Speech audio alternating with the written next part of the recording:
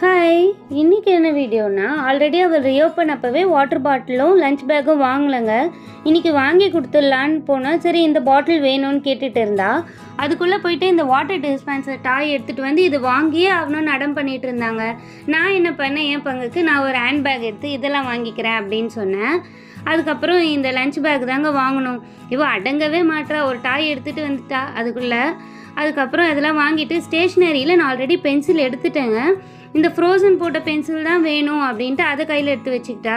சரி அதெல்லாம் வாங்கிட்டு பில்லு போடலாம் அப்படின்ட்டு போகிறதுக்குள்ளே இந்த மேஜிக் புக் இருக்குது, இதுவும் நான் எடுத்துக்கிறேன் அப்படின்ட்டா.